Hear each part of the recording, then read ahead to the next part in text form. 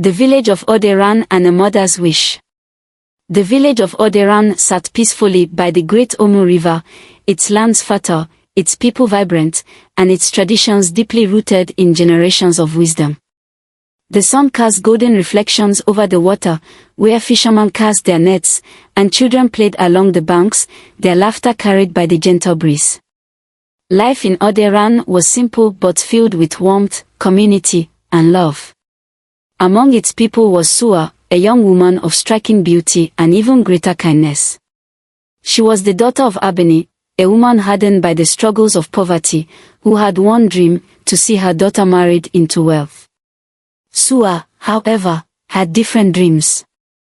She longed for a love that was pure, like the stories the village elders told by the fires at night. She wished for a future where she could choose her own path, where she could marry for love, not money.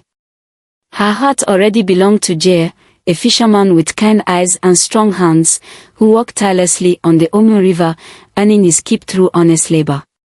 But her mother had other plans. A mother's warning. Abeni sat on a wooden stool outside their small hut, pounding cassava with practiced hands. She glanced up at Sua, who sat nearby, her eyes lost in thought.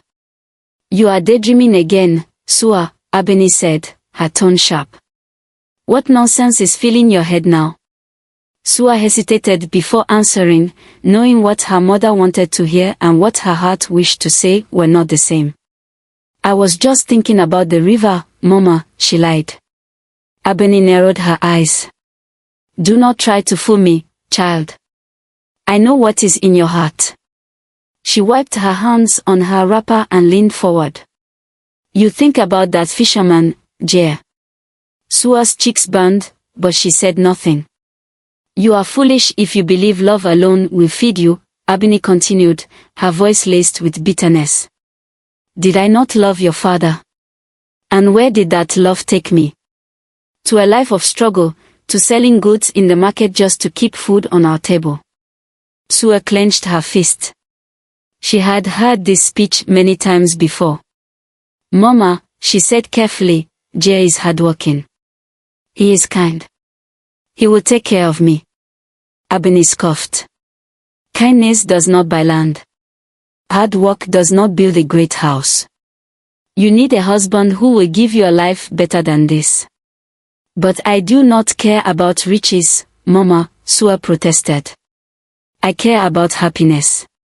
Abeni's face darkened. She stood up and pointed a stern finger at her daughter. "Happiness is nothing without security," she snapped. "I will not let you make the same mistake I did. You will marry a wealthy man, and that is final." Sua felt her heart sink, but before she could argue further, the sound of drums echoed in the distance. The village square was gathering for an important announcement. The arrival of Chief Duro. Sua and her mother made their way to the village square, where a large crowd had already gathered. Whispers filled the air. "A great man has come to Oderan," someone murmured. "They say he is richer than any chief in the region," another voice added. Sua turned to her friend, Omotola, who stood beside her. "Who is he?" Omotola's face was grave. "His name is Chief Duro. He is a powerful trader from beyond the Omu River. They say he has many wives." Sua frowned. "Many wives? Where are they?" Omotola lowered her voice. "That is the mystery. They all vanished." Before Sua could respond, the crowd hushed as Chief Duro stepped forward. He was an imposing man, tall and broad, his skin dark like the rich soil of Oderan. He wore robes of deep blue, embroidered with gold, and heavy coral beads hung around his neck. Behind him, several guards stood, their faces unreadable, their hands resting on the hilts of sharp blades. Chief Duro raised his hand, and his voice boomed over the crowd. "People of Oderan, I bring fortune and prosperity. I seek a bride among your daughters, a woman who will share in my wealth and bear strong sons for my house." Abeni's eyes gleamed. She turned to Sua, gripping her arm tightly. This is your chance, she whispered urgently. You must marry him. Sua's blood ran cold. No, Mama, she said, shaking her head. I do not want this. Ebony ignored her. She pushed forward through the crowd, dragging Sua behind her. Great Chief Duro. Ebony called out boldly. My daughter, Sua, is the finest in Oderan. She is beautiful, obedient, and worthy of your wealth. Gasps rippled through the villagers. Sua tried to pull away, but her mother's grip was iron. Chief Duro's gaze settled on Sua, and a slow smile spread across his lips. Ah, he said, stepping forward. She is indeed a rare beauty. His eyes bore into hers, dark and unreadable. Sua felt a shiver run down her spine. Do not be afraid, child, he said. With me, you will never know hunger, never know hardship. Ebony nudged Sua sharply, urging her to respond. But Sua could not speak. Her heart pounded, her mind screamed for escape. She turned her eyes toward the crowd, searching desperately. Then she saw him, Jie, standing at the edge of the gathering, his fist clenched, his face filled with silent pain. Their eyes met, and Sua felt the weight of everything pressing down on her. She knew, in that moment, that her fate was being sealed. And there was nothing she could do to stop it. The wedding and a gilded cage.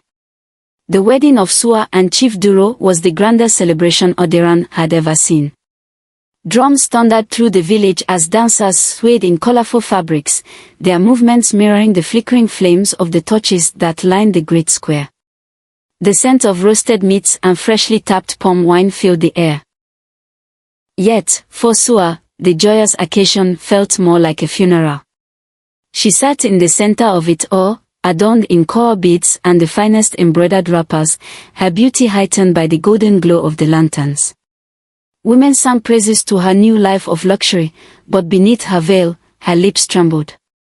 This was not the life she wanted. Across the crowd, her eyes found Jie, standing at the edge of the gathering. His face was unreadable, but the pain in his eyes was unmistakable. Sua's heart ached as she realized this might be the last time she ever saw him.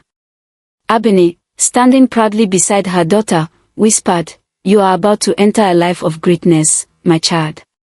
Wealth is far better than love. Sua remained silent. As the ceremony concluded and the villagers cheered, Chief Duro took her hand, his grip firm. His smile was triumphant. The deal was sealed. And her fate was set.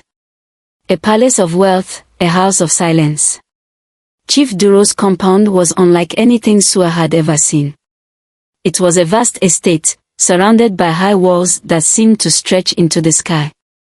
The main house was built of smooth stone, its grand halls filled with gold ornaments, silk drapes, and rare artifacts from distant lands. Servants moved swiftly, their heads bowed in obedience, attending to her every need. For the first few days, Sua allowed herself to take in the luxury. She was given fine clothes, golden anklets, and the best meals she had ever tasted. She bathed in scented oils and slept on soft cushions fit for a queen. Her mother's words echoed in her mind, wealth is far better than love. Perhaps she could learn to be happy here. But then, the silence began to sink in. Despite the grandeur, something about the house felt wrong. There was an eerie stillness that hung in the air, as though the very walls held secrets. There was no laughter, no chatter among the servants. They moved like shadows, whispering only when necessary, their faces blank. And then there was the forbidden chamber. At the far end of the compound stood a massive wooden door, bolted shut with thick iron locks. On her third day in the house, Sua had wandered too close to it when one of the older maids, Monarchy, quickly pulled her away. You must never go near that door, my lady, the woman whispered, fear in her eyes. Why? Sua asked. Monarchy hesitated before whispering, it is not safe. Just obey. Sua felt a cold shiver crawl down her spine. She wanted to ask more, but something about the way monarchy trembled silenced her. That night, Sua lay in her grand bed, staring at the golden ceiling, but sleep would not come. For outside, in the dead of night, she heard something. A whisper. At first, she thought it was the wind, but then it came again, soft but urgent, like someone crying in the distance. She sat up, heart pounding, and strained to listen. It was coming from the locked chamber. Sua wrapped herself in a shawl and crept to the door, her bare feet silent against the polished floors. The whispers were clearer now, the sound of women's voices, their tones filled with sorrow and despair. She pressed her ear against the wood, but the moment she did, the voices stopped. The silence was so sudden, so complete, that it made her stomach churn. Then, a hand touched her shoulder. She spun around, gasping. Chief Duro stood behind her, his face shadowed in the dim torchlight. "What are you doing here, wife?" His voice was calm, but there was something in his tone that made the hairs on her arms rise. I heard something," Sua stammered. Duro's gaze darkened. "You must never come near this door again," he said. His voice was not a request, it was a command. Without another word, he took her by the wrist and led her back to her chamber. That night, as she lay awake, she realized something. She was no wife. She was a prisoner. The cage tightens. Days turned into weeks, and Sua's life became a cycle of loneliness and quiet dread. Chief Duro was kind, in a way he provided for her, spoke to her with a smile, and showered her with gifts. But his kindness was suffocating. He did not treat her as a partner, but as a possession. He would admire her beauty as one admires a rare jewel. He expected her to dress a certain way, speak a certain way, and behave as an obedient wife should. She was never allowed to leave the compound alone. Whenever she asked about his previous wives, his face darkened, and he changed the subject. Whenever she mentioned her family, he reminded her that she belonged to him now. Sua began to notice the way the servants looked at her with pity, with fear. And every night, the whispers returned. One evening, as she dined with Chief Duro, she finally gathered the courage to ask. "My lord," she said carefully, watching his face. "The women who were here before me, where are they?" For the first time, Duro's smile vanished completely. He set down his cup of palm wine and stared at her. "Why do you ask such foolish questions?" he said.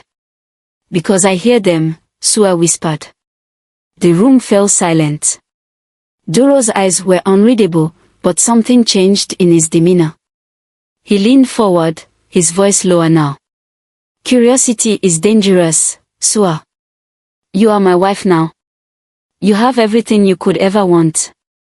There is no need to concern yourself with the past." The past. She wanted to scream. The past is not dead. It haunted the halls. It whispered through the walls. But she bit her tongue and lowered her gaze, forcing a nod. She knew, then and there, that she could not trust him. And worst, she might not survive this place. A terrifying discovery. The whispers had grown louder. Every night, as Sua lay awake in the vast, silent mansion, she heard them. Faint cries, muffled sobs, voices that seemed to drift through the walls like spirits trapped between this world and the next. She had asked Monarchy, the old servant, about them. The woman had shaken her head, her eyes filled with silent terror. "Do not ask, my lady. Forget what you hear." But Sua could not forget. Her mind was a battlefield of questions, all leading back to the locked chamber at the far end of the compound. The place she had been warned never to go. The place that haunted her dreams. Tonight, she would find the truth. The forbidden chamber. The mansion was eerily quiet as Sua slipped out of bed, her bare feet pressing against the cool floor. The air was thick with an unsettling stillness, as if the house itself was holding its breath. Her heartbeat pounded in her ears as she made her way down the dimly lit corridor. The grand chandeliers had been extinguished for the night, leaving only the flickering glow of a single lantern casting shadows that twisted and danced along the walls.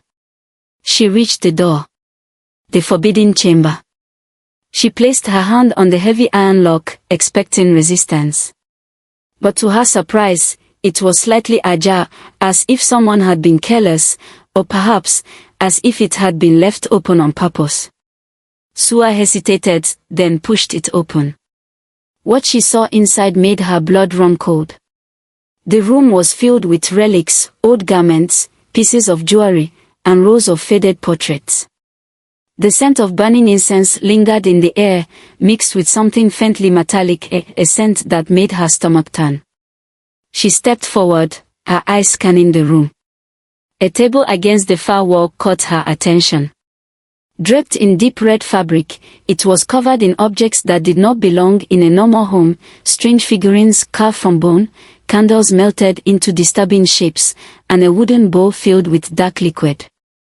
Her hands trembled as she reached for the locket lying beside the bowl. It was old, its surface worn with time. With a shaking breath, she opened it. And nearly dropped it. Inside was a tiny portrait of a woman from Oderan. Sua knew this woman. She had gone missing years ago, one of Chief Duro's previous wives. Her heart hammered in her chest. The whispers. The vanishing women. The fear in the servant's eyes. Now, she understood. She wasn't the first. She wouldn't be the last. Suddenly, footsteps. Sua's breath caught. Someone was coming. She whipped around, frantically looking for a place to hide. The only option was behind a large wooden shelf, and she dove into the shadows just as the door creaked open. A figure entered. Chief Duro. The ritual. Sua pressed a hand over her mouth, willing herself to be silent. Through the gaps in the wooden shelf, she watched as Duro strode into the room, his robe flowing behind him. His expression was different.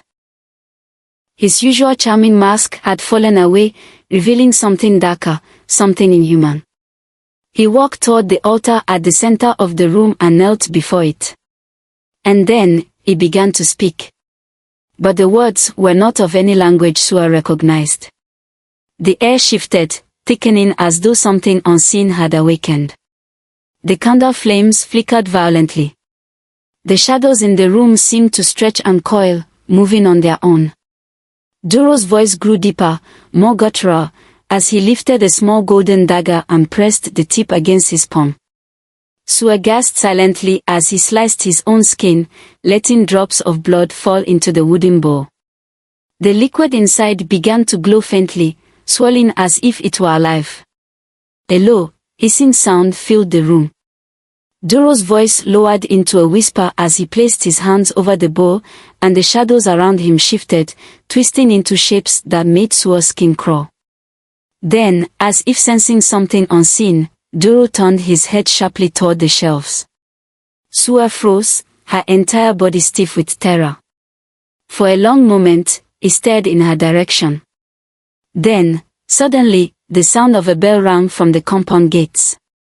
Duro jerked upright, his expression darkening. He muttered something under his breath, then extinguished the candles with a single wave of his hand. The air grew still again. Without another glance, he swept out of the room, closing the door behind him. Sua waited, her body trembling, her breath ragged, before she finally dared to move. She knew now, without a doubt. Something evil lived in this house. And she had to find a way to escape. The white python. Sua hurried back to her chamber, her mind racing with fear. She needed to think. She needed to plan. But just as she reached her room, she saw something that made her blood run cold. Slithering across the marble floor just outside her door was a massive white python. It was larger than any snake she had ever seen, its scales gleaming like polished ivory beneath the moonlight. Its eyes, dark, intelligent, unblinking, locked onto hers. For a terrifying moment, it simply washed her. Then, slowly, it slithered away, disappearing into the darkness of the corridor. Sua stood frozen in place, her entire body trembling. She had heard the village rumors. The whispers of how Chief Duro's power was unnatural. How his wives had all vanished. Now, she understood why. Duro wasn't just a wealthy man. He was something far worse. And if she didn't escape soon, she would never leave this place alive. The ghostly warning. Sua could no longer pretend. Something evil lived within the walls of Chief Duro's mansion. The whispers, the disappearance of his past wives, the strange rituals in the forbidden chamber, and now, the massive white python that seemed to watch her with knowing eyes. She could not ignore the truth anymore. She was in danger. The first vision. That night, Sua barely slept. When she finally drifted into restless slumber, the visions began. She found herself standing in the courtyard of the compound, bathed in the glow of a blood-red moon. The air was thick and heavy, pressing against her like unseen hands. Then, she saw them. Women. They emerged from the shadows, their bodies pale and translucent, their eyes hollow with sorrow. Some wore wedding garments, others simple village wrappers, but all of them shared the same haunted expressions. "Leave, Sua," one of them whispered. "Run before it's too late," another pleaded, stepping closer. Sua's heart pounded. "Who are you?" she asked, her voice barely above a breath. The tallest of the women stepped forward. She was beautiful, but her face was sunken, her once dark skin drained of color.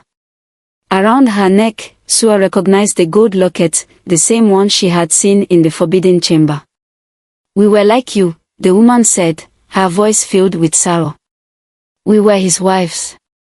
Sua staggered back, shaking her head. "Where are you now?" she whispered. The woman's lips trembled. "We are nowhere," she said. Then, the red moon darkened. A deep, guttural hiss filled the air. The woman screamed as a giant white python slithered out of the shadows, its dark eyes gleaming like polished stones.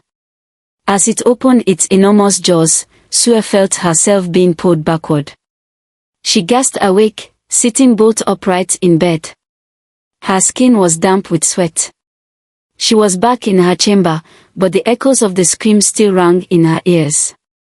It hadn't been a dream. It had been a warning. And if she didn't escape soon, she would become one of them. Trapped. Sua knew she had to act fast. The next morning, she made her first attempt to escape. She waited until Chief Duro left for the market square, then slipped out of her chamber and rushed toward the main gate. But two guards blocked her path. They didn't even glance at her, only shaking their heads as she approached. "Move," she demanded. The taller guard, his face expressionless, said, "You are not permitted to leave." Sua's heart sank. She was a prisoner. Desperate, she waited for nightfall and tore a small piece of cloth from her robe. She wrote a message in charcoal, pleading for help. "Dear, please. I am trapped. Help me. Sua." She slipped it into the hands of Monarchy, the old servant, whispering, "Deliver this to Jia. Tell no one." Monarchy hesitated, fear in her eyes. "If they catch me." "Please," Sua begged.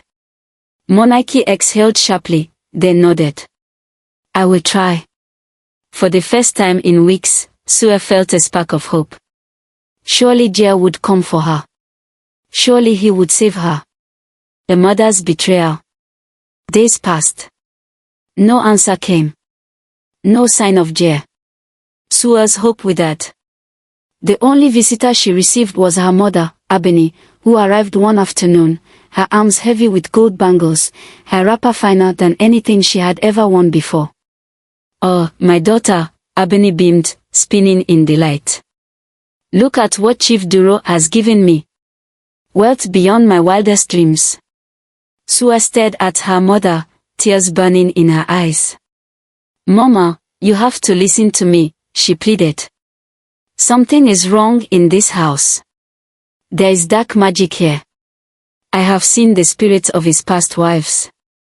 Ebony waved a dismissive hand, scoffing. Nonsense, Sua. You are just not used to this life of comfort. You should be grateful. Grateful. Sua's voice cracked. Mama, I am not safe here. Ebony sighed, sitting beside her. Enough of this foolish talk, she said firmly. Chief Duro is a good man. He has given me riches, and he has given you a life better than anything I ever had. Stop looking for trouble where there is none. Sua felt her heart shatter. Her mother would not help her. Blinded by greed, she had abandoned her own daughter. The transformation. That night, Sua lay awake, her body tense with fear. The whispers had returned. But this time, they were different. They were not soft cries in the dark. They were screams. Blood-curdling, agonized screams that echoed through the mansion. Sua sat up, her hands trembling. The sound was coming from the forbidden chamber. She stepped toward her door, pressing her ear against the wood. Then stopped cold. Something was moving outside. A long, slithering sound. Her breath hitched. She turned slowly, dread pulling in her stomach. And then, a massive white python slithered past her door, its scales gleaming in the moonlight. But this time, something changed. As she watched in horrified silence, the snake rose on its coils. And before her very eyes, it began to change. Its body twisted, shifted, morphing into human form. In seconds, where the python had been, stood a man. Chief Duro. Sua clamped a hand over her mouth, stifling the scream that threatened to escape. Duro stood in the hallway, his robe settling over his shoulders, his expression calm and unreadable. Then, as if sensing something, he turned his head toward her door. Sua shrank back, pressing herself against the wall, praying he had not seen her. After a long moment, Duro smiled to himself. And walked away. Sua's body shook violently. Now, she understood. Duro was not a man. He was a creature, a being of dark magic. And the women he married. They never left because they had never been meant to. Her time was running out. She had to escape. Or she would become his next sacrifice. A desperate escape. Sua's heart pounded in her chest. She had seen the truth with her own eyes. Chief Duro was no ordinary man. He was a creature of dark magic, a being who had devoured the lives of his wives, feeding on their youth to maintain his wealth and power. And now, she was next. She had to escape. Tonight. The key to his power. Sua had been watching, observing, searching for a weakness in Chief Duro's impenetrable fortress of dark sorcery. She had noticed something during his rituals in the Forbidden Chamber. At the center of his altar, resting upon a pedestal carved with ancient markings, lay a golden staff. It was unlike anything else in the room. The staff glowed faintly, its surface covered in strange symbols, pulsing as if it was alive. Sua knew instinctively, this was the source of his power. Destroy it, and she would destroy him. But she had to move before he realized she knew the truth. Breaking the curse. That night, as the house fell into silence, Sua made her move. She slipped out of bed and crept through the dark corridors, her breath shallow, her pulse rapid. The forbidden chamber loomed ahead, its massive wooden door slightly open. She took a steadying breath, then stepped inside. The air was thick with the scent of burning incense and old blood. The flickering lanterns cast eerie shadows along the walls, making the room feel like it was alive. Her gaze locked onto the golden staff, standing on its altar like a throne. This was it. She rushed forward, her fingers closing around the smooth metal. It was strangely warm, pulsing beneath her grip. With all her strength, she lifted it, preparing to break it against the stone floor. But then, a voice. "Foolish girl." The room grew cold. A shadow fell over her. She turned and screamed. Chief Duro stood in the doorway, but he was no longer human. His body began to shift, his skin darkening into thick scales, his pupils elongating into slits. His arms stretched, his fingers twisting into clawed talons. Then, before Sua's horrified eyes, his lower body unraveled into a massive, coiling snake. He was half man, half serpent. And he was furious. "Did you think I would not know?" he hissed, his voice a terrible mixture of rage and amusement. Sua's grip on the staff tightened. "You have stolen the youth of your wives," she shouted. "You are a monster." Duro laughed, a sound that sent chills racing down her spine. "I am a god among men," he sneered. "And you, my dear wife, will serve me as they all did before you." His tail lashed forward. Sua dove aside, barely missing the strike as it shattered the stone floor where she had stood. She had one chance. She raised the staff high above her head, prepared to bring it crashing down. But Duro moved too fast. With unnatural speed, he lunged and snatched her wrist, his claws digging into her skin. "You will not destroy what you do not understand," he whispered. Sua struggled, but his grip was iron. She was trapped. The village rises. Suddenly, a deafening horn blast filled the air. The mansion shook as the sound of shouting voices erupted outside. Duro froze, his eyes narrowing. Then, the doors to the chamber burst open. A group of men flooded in, torches and weapons in hand. Leading them was Jair, his face filled with fury and determination. And beside him, an elderly man wrapped in sacred robes stepped forward. Boba Oro, the oldest and wisest priest of Oderan. Duro snarled, his fangs glinting in the torchlight. "You dare enter my domain," he growled. Boba Oro lifted his staff of purity, his voice steady. "Your reign ends tonight, Duro. The spirits cry for justice." Duro roared, a terrible, inhuman sound that shook the very walls. And the battle began. The final stand. Jair and the villagers charged at Duro's guards, their machetes clashing against metal as the fight erupted in the chamber.